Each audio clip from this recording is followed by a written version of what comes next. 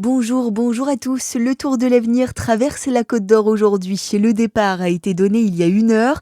La course cycliste réservée aux moins de 23 ans relie Saint-Vallier à Semur-en-Auxois avec un passage notamment par Saulieu. Sur l'itinéraire, les automobilistes doivent s'arrêter, laisser la priorité aux coureurs ou adapter leur stationnement.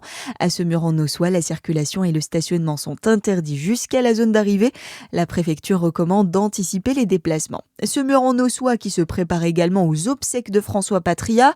L'ancien sénateur de Côte d'Or est mort le 19 août, un mois après avoir été victime d'un grave accident de vélo. La cérémonie se tiendra mardi à partir de 10 h dans la collégiale Notre-Dame.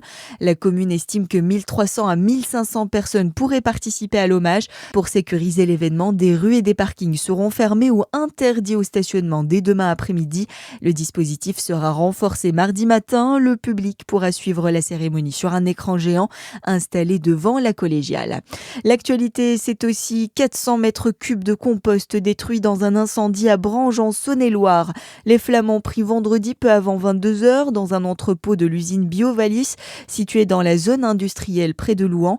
Aucun élément ne permet pour l'instant de déterminer précisément son origine. Une auto-chauffe du compost fait partie des hypothèses avancées par les secours. Une enquête est en cours. Dans le reste de l'actualité, ce drame dans le Rhône, un vendangeur de 17 ans a été tué et 9 autres ont été blessés hier sur la commune de Vaux-en-Beaujolais. Selon les premiers éléments, les victimes étaient assises dans la remorque du tracteur lorsqu'il a calé en pleine côte. L'engin aurait alors commencé à reculer, provoquant le basculement de la remorque.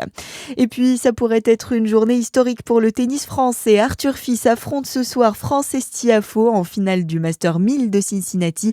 À 22 ans, il devient le plus jeune tricolore en finale dans cette catégorie de tournoi depuis Richard Gasquet à Toronto, il y a 20 ans. Voilà pour l'actualité, bonne journée sur Fréquence Plus.